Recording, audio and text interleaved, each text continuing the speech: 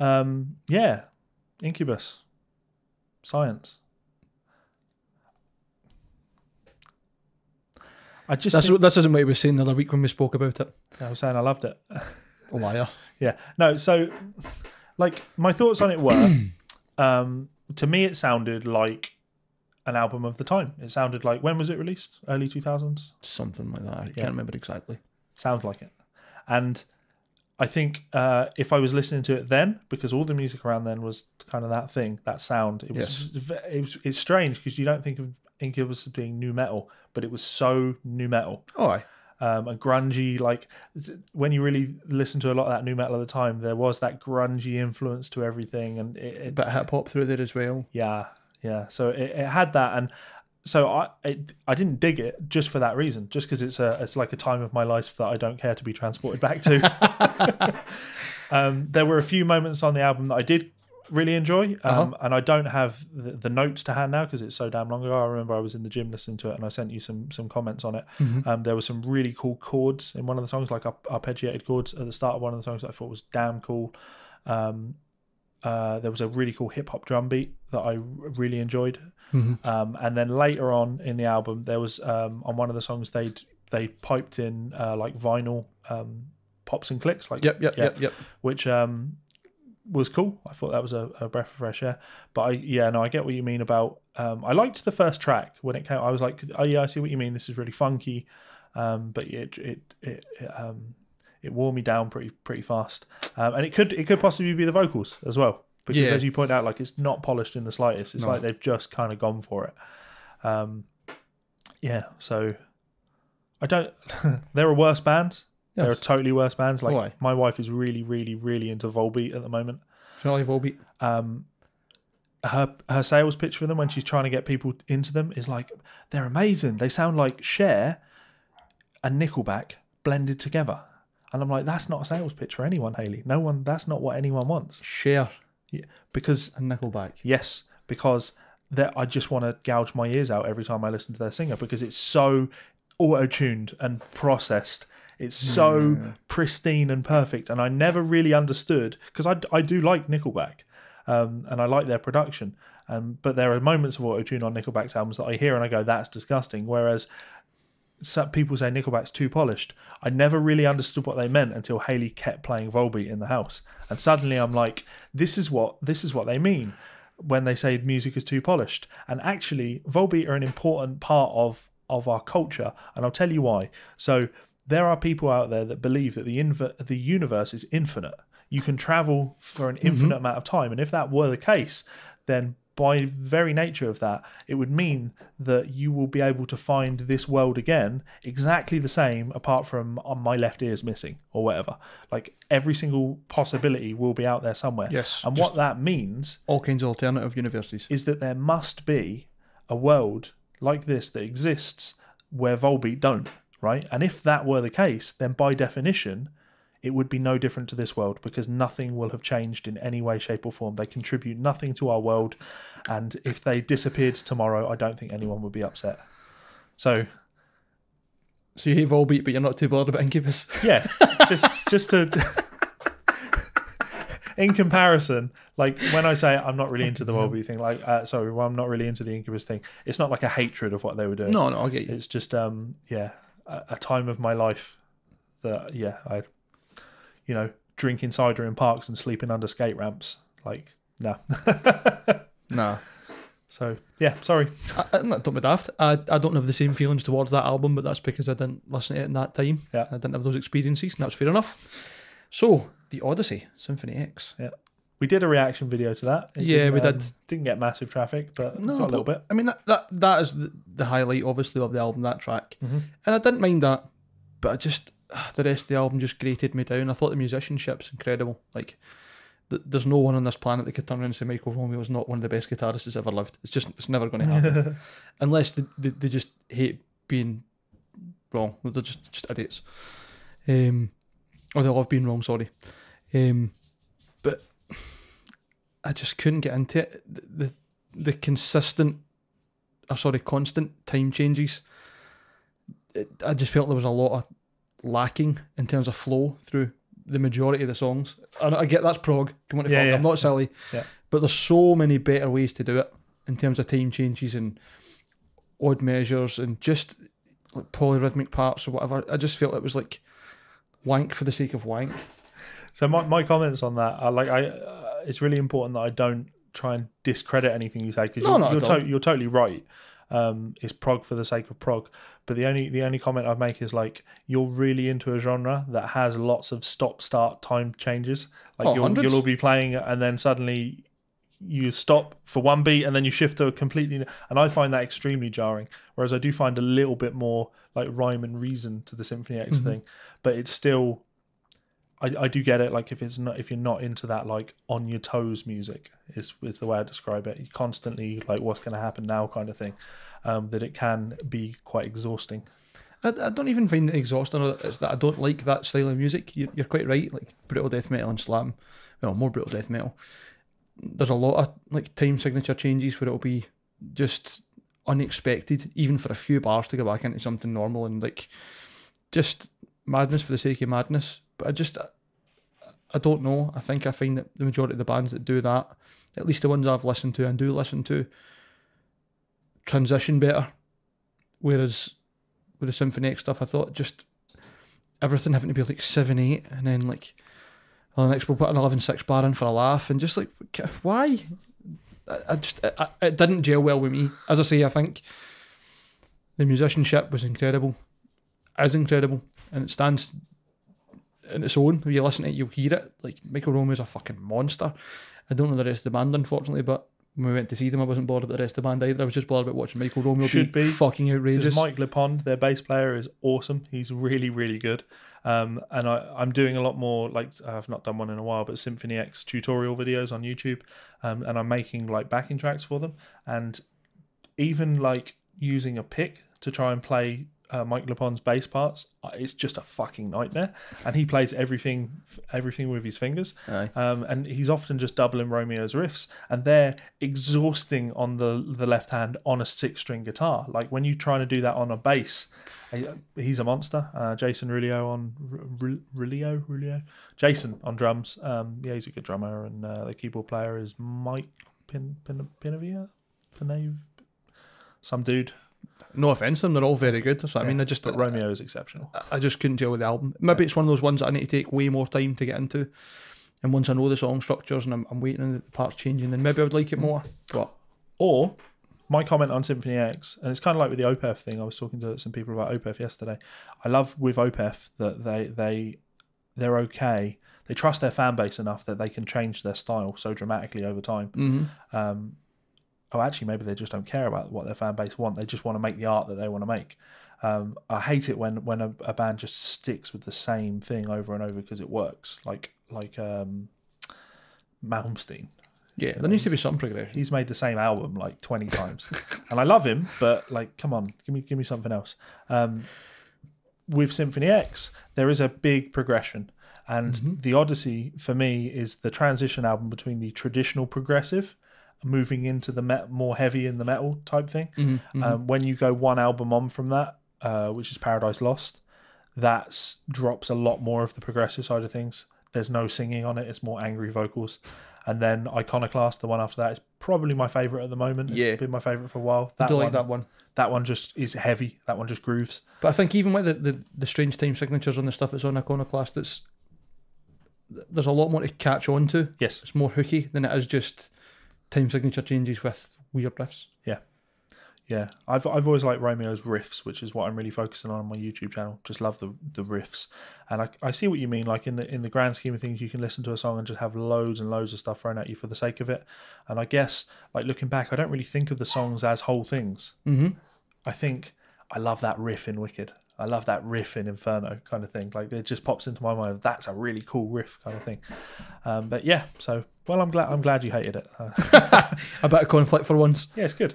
There's going to be no conflict on this upcoming album though. No, there is not. So I'm going to recommend. John Fulbright.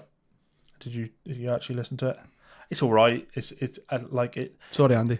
Andy, it's completely inoffensive songwriting. I have had it on.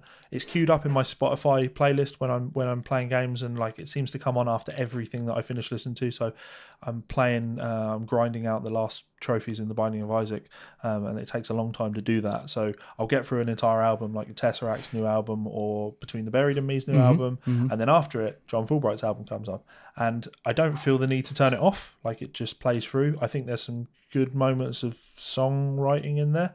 I forget the names of the tunes, but there's like ones that are more piano driven that I enjoyed a little bit more, I think. Yeah, I don't think it's a world changing album. That's really all I can say on that one. It's, It was all right. It's all right. Yeah, it's Cool. just it's all right background noise. If he was in town, would I feel the need to go see him? Probably not. Yeah, if it came on the radio, would I need to change to a different station? No, it's all right. Served a purpose. Sometimes it is nice to kind of dial back, I think, because I'm obviously listening to so much progressive music at the moment, that it is nice to have something pumped into your ears that is to the point. Like, this is about the song. Here are the chords. Here's the melody. Here's what I want to express. Yeah. The only lyric that's jumping into my mind, Walls of Jericho on that album's pretty good. Some of the names are popping into my mind now. I think the song's called Fat Man. That's it's got like a funny... Fat Man kind of reminded me of the Tedeschi Trucks band at times. I'll give it that. But without any of the really cool slide guitar players. So, yeah, John Fulbright. Again, probably should have prepared and picked another album that listeners want us to check out. And I've seen that you've responded to people in the messages on the page, and people have made suggestions. So we'll be more prepared next time and actually have one, I promise. But my album this week, or this month, who knows, is going this week. Yeah, is going to be Casey Roberts and the Live Revolution. Casey Roberts and the Live Revolution is the band, and the album is Parkdale Funk. Two sides. I think it's Two Sides. It's called. I wanted to do this as like the first album, and I didn't because it's a hard one to listen to. It's a hard one to get your hands on. Yes. Not anymore. Not anymore. Yeah. So I bought it. This was maybe the third album I ever purchased on iTunes because I just needed it, kind of thing. I heard one song, I was like, I have to have this album. Understandably. But yeah, they've just added the album to Spotify. He's finally come around to the idea that it's okay to put that record on Spotify. Yeah, little Canadian band out of Toronto, I believe. They're not a big thing at all. They were recommended to me by one of my pals on Facebook that's kind of really into like the funky soul, neo soul type thing. And to me, they're just like I describe them as like a Wolfpack killer, because it's funk, rock, and people are going to like maul me for this, but I'm going to say with substance. He's a songwriter. Yeah, Casey is a songwriter. So Parkdale Funk, Two Sides, it's just full of absolutely banging songs. Oh, aye. There's not a single song that doesn't have some sort of hook to it. Yeah. And they're a big group, full brass section and everything, so it's genuine, like, real cool funky music. And tight as fuck. Yeah. And this actually, like, the way you're talking about it, Mike's listened to this album many times, but I think it's okay to bring forward albums that we are familiar with, because it's not just for us, it's for the audience. I do want these guys to listen to this album. Also gives me the opportunity to listen through it and try and think objectively if there's anything I don't like about it, or things that I would maybe change. Yeah, I've not found any yet. I can't think of anything. It's legitimately one of my favourite albums of the last 5-10 years, and I would, without a shadow of a doubt, easily put it in my top 3 like greatest unknown albums. Absolutely love that record, and I wish more people would check it out, and they never listen to me when I make these suggestions. I did, and I don't regret it. So you can go for songs like Oh We Are Young, which is definitely like a funk rock tune. That was the reason I had to buy it. But then just from start to finish, like Money Ways is a great like funk soul tune.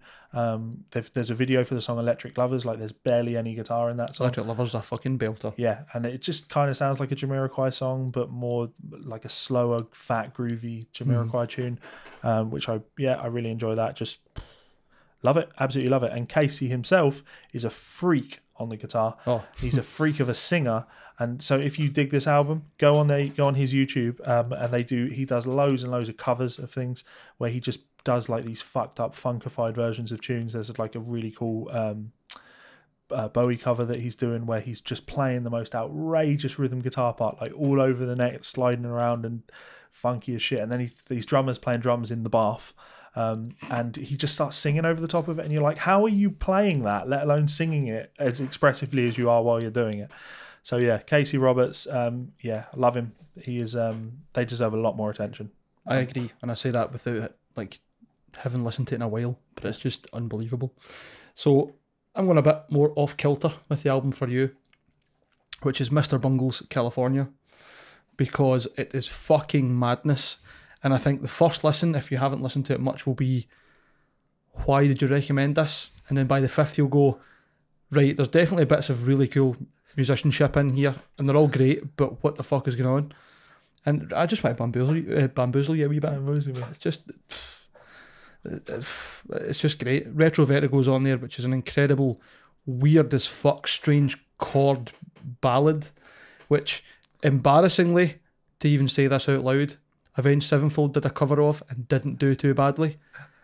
I don't ever want to admit anything like that again in my life, because I do not like Avenged Sevenfold, but they actually did it pretty well.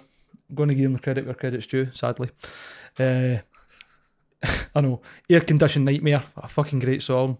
Pink Cigarette, Holy Filament, it's just madness. It is madness, but some of the chord choices and the melodies in them are so weird but beautiful at the same time. And generally, anyway, Mike Patton, it's going to be good. For whether it's good because it's nice to listen to, or good because it's so wild that you're like, I'm going to keep listening until I get it. But that album for me, it's full of just silly bits, but there's genuine music genius throughout. Okay. The silliness to me. I like the word genius. Yeah. I think it often gets thrown around a bit easily. Like, I'd never describe Michael Romeo as genius. Just, I love him. Yeah. Yeah, but you've got to be careful when you're throwing out words like genius. So I think the reason I throw that out there for Mike Patton is he's such a versatile musician. Mm-hmm. Like, the amount of bands that he's had, Faith No More, Tomahawk, Mr. Bungle, whoever else he's been in, the Dillinger Escape Plan, he did the EP with them. He's done soundtracks for films. He did the soundtrack for Crank 1 and 2. Really? Yes. Okay. Which is why it's all madness. He did sound effects for fucking Left 4 Dead. He was all the infected. Really? Yes. Wow. That's a talented man. That's I'm impressed by that. It's pretty cool. Like, and he can put his hand on anything. Like another Mr. Bungle album that's well worth listening to is the Director's Cut, which is where they do all the film music from, like, I think they do Omen, they do Godfather, a load of other ones, but like Cape Fear I think they do. But they're like the most fucked up versions you've ever heard. That's Phantomas, I believe. Rather Mr. Bungle, sorry. But Jesus Christ, there's some madness going on in there. It's just, Dave Lombardo plays fucking drums for Phantomas, you know what I mean? Come on to fuck. There's so many mad fucking people involved in these projects. Anyway, I'm more talking about Mike Patton now than I'm Mr. Bungle, but I think California's a great album to get into. Okay. So good luck. California. Good luck. Yeah. Yeah, the thing here is I've got some hard listening, and you don't even need to listen to this album to come back and go, oh, I loved it. No, I'm going to give it a listen, because I'd like to find some things that I would change if there is anything. Okay. Cool. Well, you've got catching up to do, mate. Still got to get John Fulbright on. Still got to get some pedal steel on. Somebody else on. I'm going to my own fucking podcast for one episode, just going over all the album clubs that I've missed. But there we go. We have come to the end of another episode of the Guitar Souls podcast. It won't be this long before the next one, I promise. Yes. I mean, I say I promise. I don't actually own a gun, so I can't make Mike. If shit happens, then shit happens. But we'll always come back. We're never finished. We're not finished with you. We're much like Punk. We're not dead, we just smell funny. Yeah, no, I'd say that's fair. Awesome. Well, as always, please do hit the subscribe button so you can be notified when more episodes are going up. If you're listening to us on SoundCloud, you can leave comments. You can hit that subscribe button there. You can share it. That's a good thing to do. Maybe you're listening to us on another podcasting app. Make sure you hit that subscribe button, follow us, because you will be notified when new episodes go up. Absolutely. Get us on Facebook as well, and you'll see little clips from episodes coming up, ones that maybe aren't up in full, as well as you can contact us, leave comments, questions, insults, abuse. whatever suits you. You can message us privately if you I don't know, you want to ask Levi some beer tips. That's all right. He's a handsome man. I mean, your beard's on point today. That needs shaved, it's man. sticking out more than your hair. Yeah, it's giving your face shape. Not the right one. Yeah, cool. I look Amish. Thanks very much. Thanks very much, guys, for tuning in. And until next time. Bye, fuckers.